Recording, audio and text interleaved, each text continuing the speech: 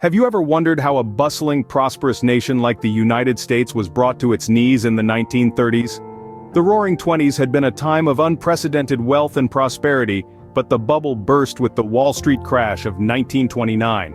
This catastrophic event triggered the beginning of the Great Depression, a period of severe economic decline that lasted a decade.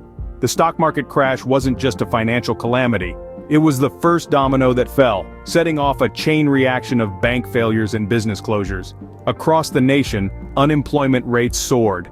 Families, once comfortable and secure, found themselves without work, without savings, and in many cases without homes. The American people, resilient as they are, faced an uphill battle against the crippling economic crisis. The country that had once been a beacon of prosperity was now in the throes of hardship. In the wake of the Wall Street crash, America entered one of the darkest periods in its history. Imagine a time when breadlines and soup kitchens were the norm, and people had to get creative to survive. During the Great Depression, folks found themselves in dire straits. Many were evicted from their homes and ended up in makeshift shanty towns, ironically dubbed Hoovervilles, named after then-President Herbert Hoover. These were often located on the outskirts of cities, where the unemployed built shelters from scrap metal, cardboard, and any other material they could scrounge up.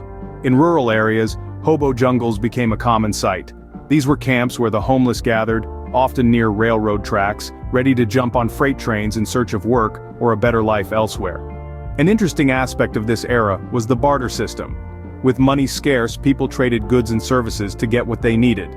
A farmer might exchange a bushel of apples for a pair of shoes, or a doctor might treat a patient in return for a home-cooked meal. Families, too, had to make tough choices.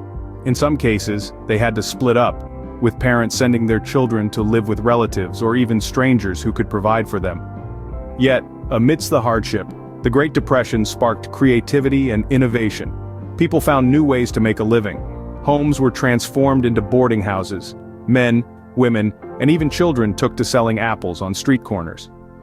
Despite the hardship, the human spirit of resilience and innovation shone brightly during these challenging times. But how did America recover from such a devastating blow to its economy and morale? Well, it was through the courageous leadership of President Franklin D. Roosevelt and the implementation of his revolutionary New Deal that the nation began to see a glimmer of hope. The New Deal was more than just a series of reforms, it was a beacon of hope that illuminated the path to recovery and reform. Key programs like the Civilian Conservation Corps, or CCC, and the Works Progress Administration, known as WPA, became instrumental in this recovery process.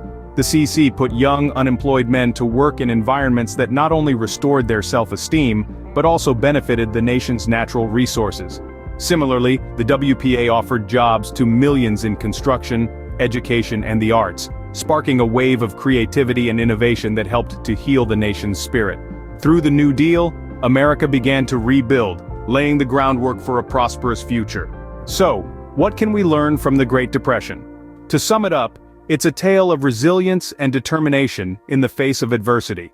It was during this era that we witnessed the indomitable spirit of the American people, and how, even in the most challenging of times, they found ways to endure and thrive.